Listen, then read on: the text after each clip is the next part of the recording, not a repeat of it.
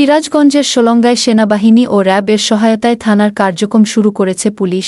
শনিবার দুপুরে সোলঙ্গা থানার পুলিশ সদস্যদের নিয়ে সেনাবাহিনী ও র্যাব এর বিশেষ নিরাপত্তার গাড়ির বহর নিয়ে থানায় উপস্থিত হয় সেনাবাহিনী ও র্যাব।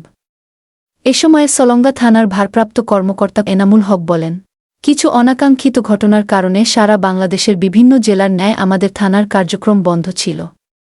সেনাবাহিনী, র্যাব ও স্থানীয় জনগণের সহায়তায় থানায় ফিরেছি এবং আমরা থানার কার্যক্রম শুরু করব। স্থানীয় জনগণ আমাদের আশ্বাস দিয়েছে পুলিশকে সব ধরনের সহযোগিতা করবে।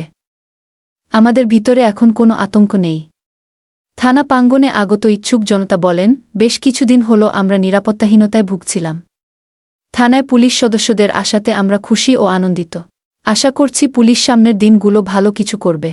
এ সময় সিরাজগঞ্জ র্যাব 12 এর অতিরিক্ত ডিআইজি মোহাম্মদ মারুফ হোসেন বলেন, আমাদের যে সমস্ত সদস্যরা নিহত হয়েছে এবং ছাত্র জনতার যারা শহীদ হয়েছে রুহের মাগফিরাত কামনা করছি।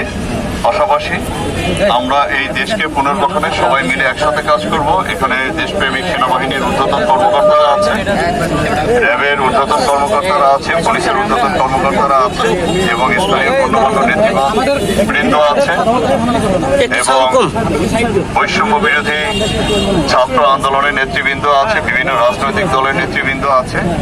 এই দেশটা আমাদের নিজেদের, আমরা সবাই মিলে দেশটা বিনির্মাণে পেশাদারিত্বের সাথে আমাদের যার উপরে যে দায়িত্ব আছে সেগুলো আমরা পুঙ্খানুপুঙ্খভাবে প্রতিপালন করব। সবার জন্য শুভকামনা, সোলঙ্গাবাসীর জন্য শুভকামনা। ধন্যবাদ সবাইকে।